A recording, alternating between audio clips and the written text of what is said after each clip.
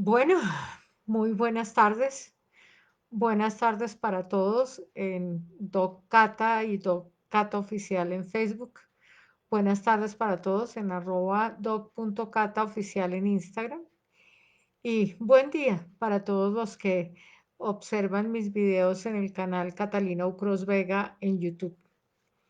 Hoy vamos a continuar conversando acerca de la condición estética de las nalgas. María Camila Estética, muy buenas tardes. Gracias por unirte a la charla. Vamos a seguir hablando de esa relevancia estética que tienen las nalgas y de lo que significa la morfología y la anatomía de superficie de la nalga.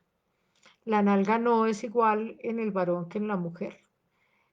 Hay varias razones por las cuales no es igual. La primera de ellas es que las mujeres tenemos una conformación de estructura ósea diferente. Nuestra pelvis, que está compuesta por los dos huesos ilíacos o coxales a los lados y el sacro atrás, es mucho más amplia. Nuestros huesos ilíacos, perdón, tienen una angulación mucho más horizontalizada, de manera que nuestra pelvis es más expandida en sentido lateral y tiene menos profundidad, la pelvis ósea, que la pelvis masculina. Y nuestras tuberosidades isquiáticas, por esa misma razón, están un poco más separadas, más distantes la una de la otra y obviamente también más distantes del punto medio que está marcado particularmente en el periné por el ano, tanto en los varones como en las mujeres. En los hombres, el hueso ilíaco coxal tiene una angulación muchísimo más verticalizada. Las crestas ilíacas están más cerca la una de la otra, entonces su pelvis es más infundibular. La nuestra funciona como un canasto y más adelante, en unos meses, cuando hablemos acerca de la condición mecánica del raquis, veremos cómo la función de la pelvis de la mujer en esa condición, entre comillas, amplia en sentido horizontal, nos da a nosotras la característica como de un canasto, como de un cuerpo en el cual se pueden cargar cosas. Y eso está dado por la condición biológica que tiene el cuerpo de la mujer en su función reproductiva para la especie. Siempre hago la aclaración cuando hablo del cuerpo de la mujer en la función reproductiva para la especie. Mandy, buenas tardes. Jimena, buenas tardes. El hecho de que yo hable de la función reproductiva para la especie no significa que yo piense que toda mujer se debe reproducir.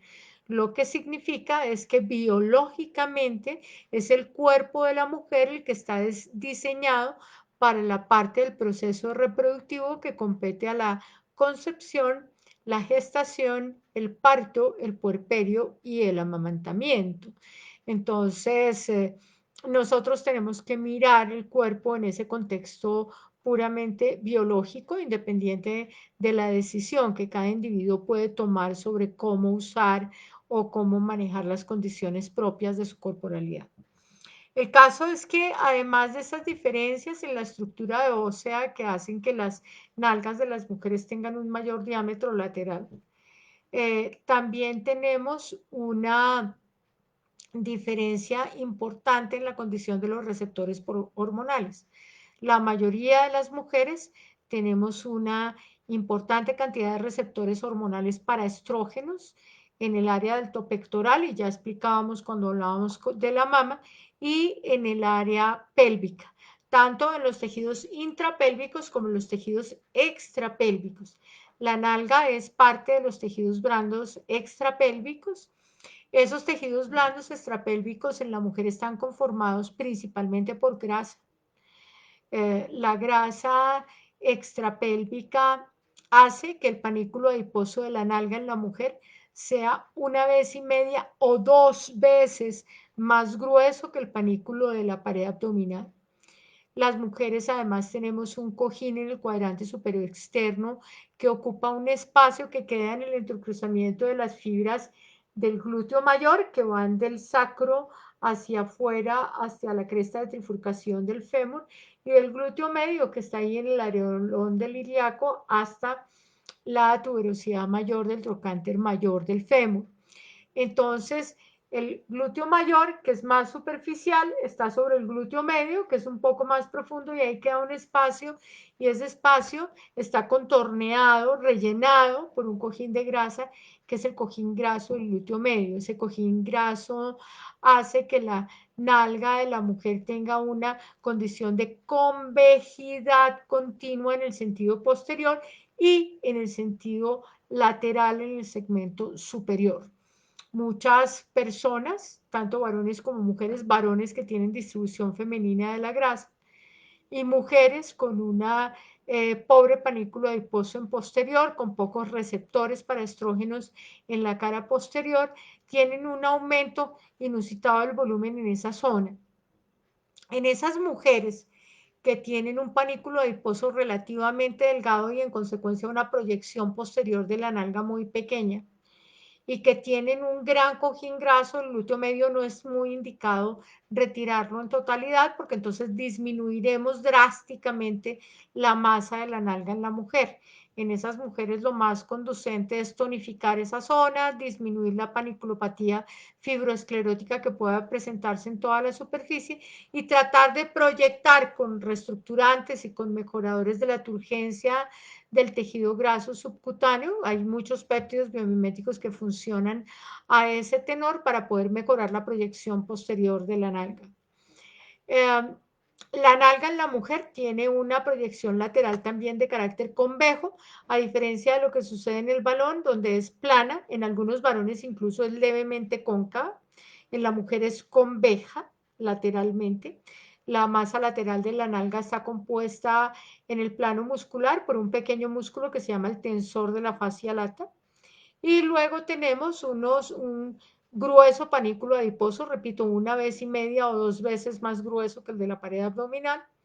Y en profundidad, entre el espacio entre el glúteo mayor y el glúteo medio, tenemos un cojín de grasa que separa las fibras. Entre el glúteo medio y el glúteo menor tenemos otro, y esto se sucede a nivel de la articulación de la cadera. Recordemos que la cadera es la articulación entre la cabeza del fémur y la cavidad cotiloide del hueso ilíaco coxal, y entonces ahí queda una depresión. Si no tuviéramos grasa ahí, eso sería completamente hundido. Pero como tenemos esos cojines de grasa y esos planos intermusculares, las mujeres tenemos una convejidad lateral muy armónica de las nalgas, y eso es lo que determina la belleza de la feminidad. Entonces, algunas personas que hacen un intenso trabajo físico para disminuir ostensiblemente la masa grasa corporal, pierden grasa a ese nivel y se deprimen, y entonces se quejan de que se ha aplanado la cara lateral de sus nalgas o que se ha hundido la cara lateral de las nalgas y quieren recuperar volumen en esa zona. Infortunadamente es muy difícil la recuperación de volumen en cuerpos fitness. En cuerpos no fitness sí se puede recuperar volumen, mejorando la turgencia del tejido y la plenitud del tejido graso de la zona y comiendo un poquito más. Si queremos tener las nalgas grandes, tenemos que tener grasa en el cuerpo porque la masa de la nalga en la mujer es un 65% grasa. Luego tenemos en el cuadrante inferior interno de la nalga también una redondez que es común tanto en los varones como en las mujeres, que es mucho más amplia en las mujeres, por eso el pliegue inferior de la nalga en la mujer, que es el segmento que en anatomía de superficie separa la nalga del muslo, ese pliegue inferior en la mujer cumple 2 tercios, el tercio interno y el tercio medio. En el tercio externo ya no es perceptible. En los varones, en cambio, incluye solo la mitad interna, porque ellos no tienen grasa ahí. Cuando las mujeres tienen un pliegue muy profundo que ocupa toda la raíz del muslo, es porque tienen una gran esteatopigia o porque tienen una importante flacidez de los tejidos blandos de la nalga o porque incurrieron en alguna acción deformante de la anatomía de su nalga que aumentó el volumen, generó caída de los tejidos blandos y en consecuencia se hizo un surco profundo. Ese surco no debe ser tan profundo ni tan prolongado hacia externo. Ese surco debe ocupar máximo 2 tercios internos de la nalga para poderse proyectar de una manera armónica. Esa curvatura está dada porque en el cuadrante inferior interno tenemos una masa de grasa laxa que es la grasa que corresponde a llenar un espacio que es mucho más explicable anatómicamente cuando miramos el cuerpo en posición ginecológica, que es el espacio de la fosa isquiorrectal.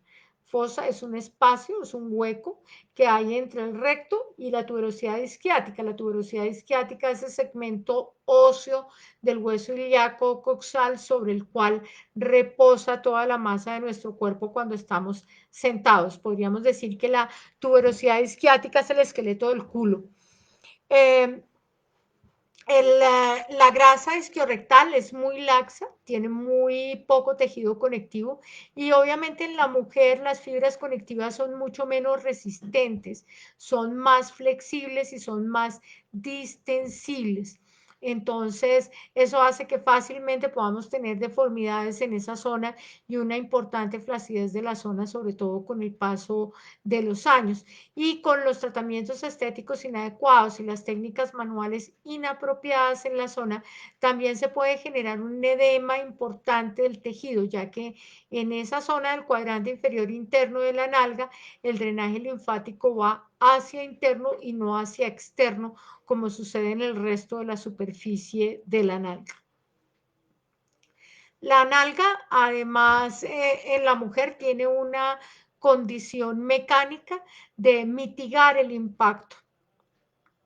Recordemos que las primeras veces que empezamos a hablar en estos espacios virtuales, les decía yo que era clave que cada vez que pensáramos en el cuerpo humano, pensábamos en un individuo desnudo, en una pradera, merced de la intemperie y merced de otros animales. Tenemos que imaginarnos el humano en sus primeras condiciones para entender cómo es que funciona el cuerpo. Por supuesto, ese individuo estaba caminando o corriendo, huyendo de depredadores o buscando alimento en diversas zonas y en consecuencia era un individuo que estaba muy expuesto al trauma. Resulta que las hembras de nuestra especie somos hembras de un celo al mes y una preñez al año. En términos prácticos, toda hembra madura biológicamente exitosa siempre estaría preñada. Entonces, si yo estoy corriendo, puedo tener fácilmente un impacto que venga desde afuera o puedo entrar en choque con otro objeto o con otro individuo. Y entonces se va a sacudir todo mi cuerpo en ese choque. El tejido graso en los tejidos blandos extrapélvicos ofrece una resistencia importante con una absorción de la energía del trauma, impidiendo que los órganos pélvicos se sacudan por el impacto. De manera que las mujeres tenemos esa conformación corporal para proteger el producto de la gestación, para evitar que los impactos que vienen de afuera, que golpean la pelvis, puedan sacudir órganos intrapélvicos y generar la pérdida del producto de la gestación o la pérdida de la preñez. Por otra parte, también tenemos una importante cantidad de grasa intrapélvica que tiene la función de servir de cojín para que el útero que está creciendo y que está yendo por encima de donde lo soportan sus ligamentos, no haga esos movimientos pendulares que podrían generar un desprendimiento y una pérdida del producto de la gestación, porque estamos diseñadas de esa manera. Entonces es esa la razón de carácter biológico por la cual las nalgas de la mujer son mucho más voluminosas que las nalgas del varón, por la cual el diámetro pélvico en sentido horizontal de la mujer es mucho más amplio que el del varón, mientras que en sentido vertical probablemente es igual o sensiblemente menor que el que tiene la pelvis de un varón. El diseño para la concepción, la gestación y el parto marca unas grandísimas diferencias, no solo en la condición anatómica, en la arquitectura anatómica, sino también en la condición funcional y en la disposición funcional de los tejidos. Por otra parte, la musculatura de la nalga, tanto para el varón como la mujer, es una musculatura que tiene la función de imprimir movimientos a la articulación de la cadera. Esos movimientos que le imprime a la articulación de la cadera nos permiten hacer movimientos de extensión y rotación externa de la articulación de la cadera, llevando el miembro inferior hacia atrás, hacia afuera y rotándolo sobre su propio eje hacia afuera. Ese tipo de acciones de carácter mecánico son las que permiten a este humano ser un bípedo erecto. Gracias al trabajo conjunto mecánico del glúteo mayor que tenemos en la nalga y del cuadrado de los lomos que tenemos en la fosa lumbar, que se llama el cuadrado lumbar también, estos dos músculos son los que garantizan que el tronco permanezca erecto durante la marcha. Y marchar con el tronco erecto es mostrar poder sobre el entorno, porque cuando tú marchas con el tronco erecto, tienes la posibilidad de observar con tus ojos más lejos y más en un sentido lateral, de tal manera que nosotros, por tener una visión binocular, tenemos una visión de 3 cascos de esfera, de 3 cuartos de un casco de esfera. Entonces, fíjense la relación tan importante que tiene la capacidad del manejo visual del entorno con una buena mecánica de la musculatura de la nalga en relación con la musculatura paralumbar. Si usted incurre en actos de carácter estético o si usted tiene accidentes que lesionan la mecánica de la musculatura de sus nalgas, usted va a perder ese dominio que tiene del entorno y va a perder esa elegante marcha del tronco erecto que le permite exhibirse como un individuo biológicamente capaz. Por eso la belleza es poder. Entonces, mantener las nalgas en buenas condiciones, los músculos tónicos y el volumen apropiado de grasa en las nalgas es clave para ser visto como bello. Y recordemos que ser visto como bello es ser percibido como capaz, como biológicamente capaz. Y recordemos que ser biológicamente capaz es de ser capaz de producir y capaz de reproducirse. A nadie le sirve una compañía, llámese pareja reproductiva o llámese compañía de sociedad utilitaria, que son todas las sociedades que establecemos los humanos, aún con seres de otras especies, son sociedades de carácter utilitario. Es decir, yo alimento mi perro porque mi perro me da afecto y me da cuidado. Yo alimento mi gato porque mi gato me da afecto y me da cuidado. Y yo alimento mi vaca porque me da leche. ¿Ah? Y para quienes manejan muy bien las relaciones con seres de otras especies también le da afecto y probablemente le da cuidado. Pero entre nosotros también, nosotros alimentamos otros congéneres, nosotros nos alimentamos emocionalmente con otros congéneres porque nos van a ser útiles. Y como lo hacemos así, siempre estamos buscando que esos congéneres tengan una condición saludable y eso es lo que llamamos belleza. Y las nalgas no se escapan de ello.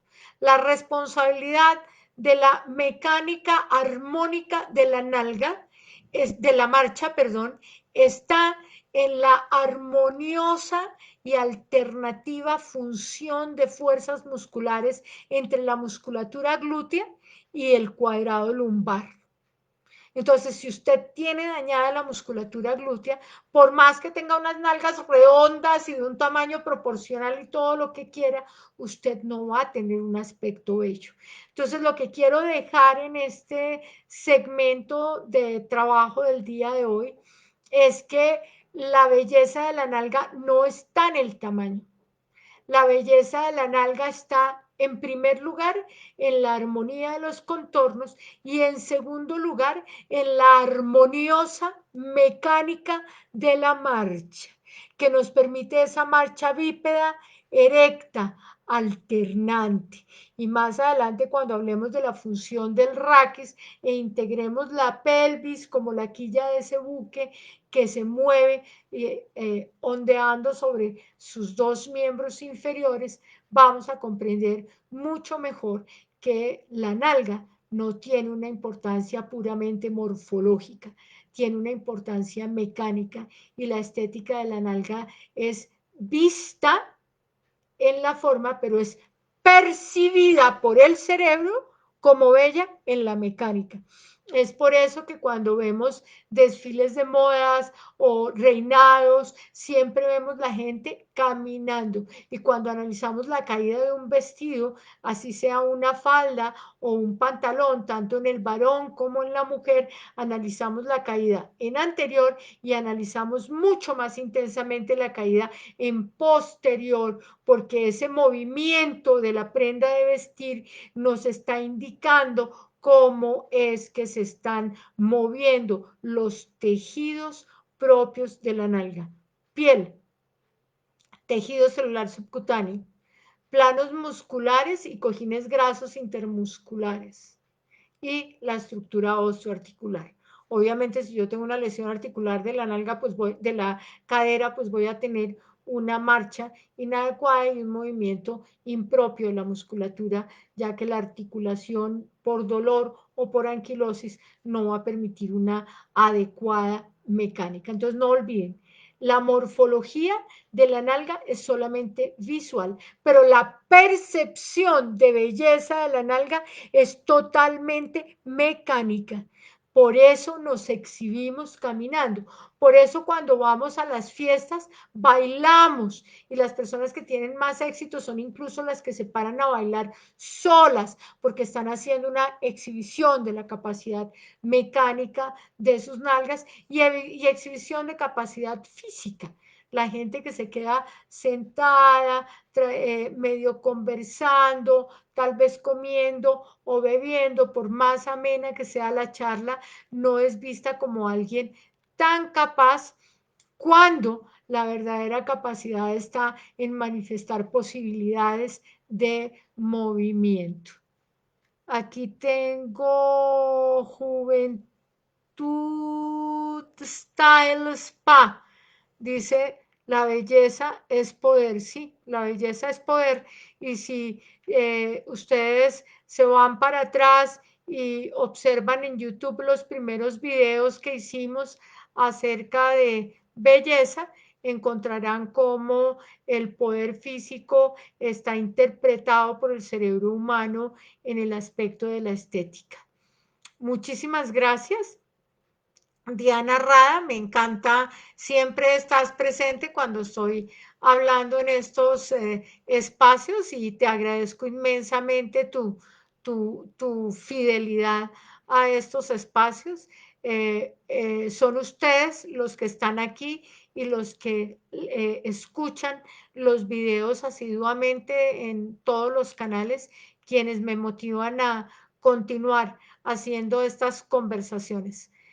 Una vez a la semana, ahora los martes, estoy hablando de la anatomía en relación con la estética y otra vez a la semana estoy hablando de temas diversos que tienen mucho interés para los que trabajamos en estética y en medicina estética.